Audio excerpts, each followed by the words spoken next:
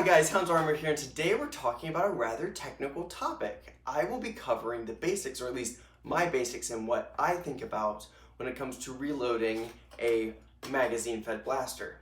Now, of course, I am using my full-length dart magazines. I've got these knockoff 18-round magazines that I really like. But of course, most of these concepts will apply to full-length darts, half-length darts, rival rounds, and even the new mega darts, or rather, mega darts. So, that being said, let's hop right into it. So, the first question you have to answer is, what kind of blaster are you reloading? Is it a manually operated blaster, like my Alpha Trooper here, that's a Springer? Or is it something automatic, like my Strifle Mark II, which is a flywheeler? Now, this distinction comes down to whether you have to do extra operations to insert a magazine, in this case. With a flywheeler, you obviously don't have a breech to move out of the way to exchange your magazine, whereas with an Alpha Trooper or most Springers, you do. Now, I do know there are some mods for some Springers where you can free drop a magazine without having to open the breech, and if that's the case, then you will want to look more at the examples I give for the flywheelers, though they do most often require you to open the breech in order to replace the magazine. So, with that being covered, now let's look at your gear and the magazines themselves. So, the second half of this problem is, of course, your gear. I am demonstrating in this video my current HVZ loadout, which is on the heavier side. I run a tactical vest setup that carries a majority of my magazines, so that's what we're going to focus on here. I, of course, like carrying magazines on the front of my chest in these 3D printed mag holders down here. Now, where you carry your magazines and how you carry them is going to depend on you because, frankly, everyone's different and everyone has different preferences. This is what works for me, this is what I stick with. It's perfectly valid and actually sometimes a good choice to just run a belt with magazines on your belt or even a drop leg panel with magazines there. All are valid options, it's just going to change the way you reload. The question is, how do you carry your magazines on your gear? Now, wherever you have them on your gear, whether it be on your chest, on your belt, on a drop leg panel, is going to determine how you want to orient your magazines. In general, there are 4 primary ways in which to orient your magazines. The orientations are as follows. The darts facing towards your right with the magazine opening upwards. The darts facing towards your left with the magazine opening facing upwards. Then, of course, the darts facing towards your right with the magazine opening facing downwards. And finally, the darts facing towards your left with the magazine opening downwards. Now, once you have that sorted, what you're going to want to do is figure out what's most comfortable for you. Pick up my Strifle Mark II here and demonstrate. Now, I like to reload assuming I don't have much time to. So in general, I am reloading from a ready and usually firing position, which means I don't want to move a lot. So however I grab my magazine, wherever it is on my body, I want to grab it and it be in the right orientation for me to smack it up into my blaster, because it's one less thing to fidget with and worry about. Now this brings me to a very important point, which is speed. In general, if you're watching this video and you're looking for that very quick speed reload like I showed in the introduction, you're going to worry about that minimum time it takes between your reloads. So a really important thing to think about is how big your motions are. In general, smaller motions are going to be much faster because you have to move less distance. This is one of the reasons I like carrying magazines on my chest, because the difference between my blaster being in the firing position and my left hand dropping to grab a new magazine is about 1.5 to 2 feet. If I then just extrapolate that out to it being on my right hip, that's about 3 feet of movement. And then down to a leg panel is another about 6 inches or a foot, to be 3.5 to 4 feet. That's a big difference in movement space that can affect your time greatly. Now, of course, I'm not trying to influence you and say you should definitely always run a vest loadout, because I certainly don't. But the smaller movements you can make and the less movements you can make, the faster you're going to be. So now we can finally talk about reloading.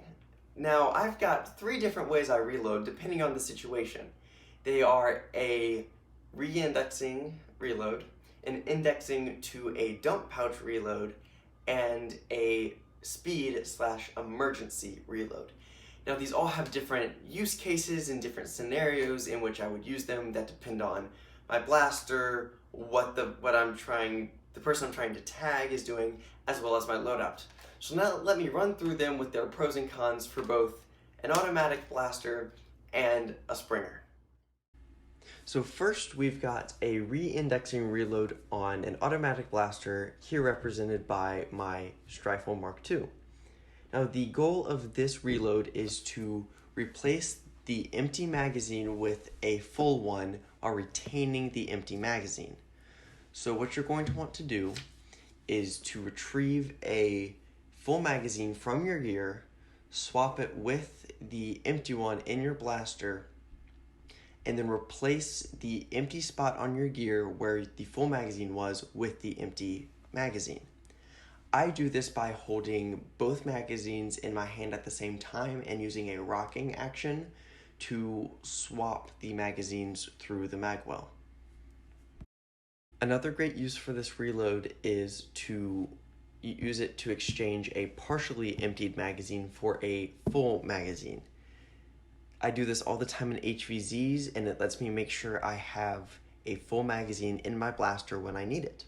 I usually do this fairly soon after an engagement, so I am ready for the next wave of Zeds.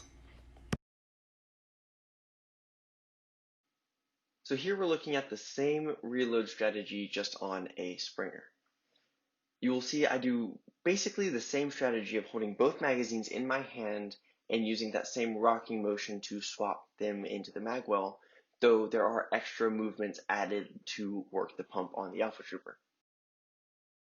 So now we're on to indexing a magazine to a dump pouch. Now we're going to start with my Alpha Trooper here because it is my preferred reload with it, because I don't have to hold both magazines in my hand.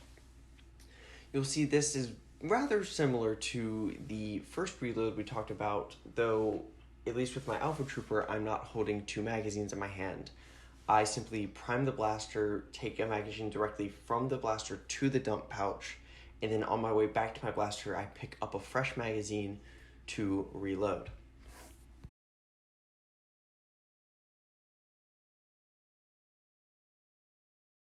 Now with the Strife, you can see just how similar this is to the first reload we talked about. The only difference is where I store my magazines. For the Strife, I do prefer the first indexing reload because it leaves your dump pouch more free to carry things like spare darts and MacGuffins, though this works perfectly fine.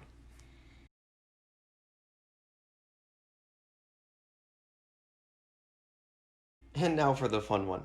This is your emergency or speed reload, in which you don't actually retain your magazines. This is where some people add things like a flip of the blaster to really kick the magazine out of the way, but I find a little tug or even just letting gravity do the work lets the magazine get out of your way plenty fast, and it's less motion, therefore it's a little bit faster.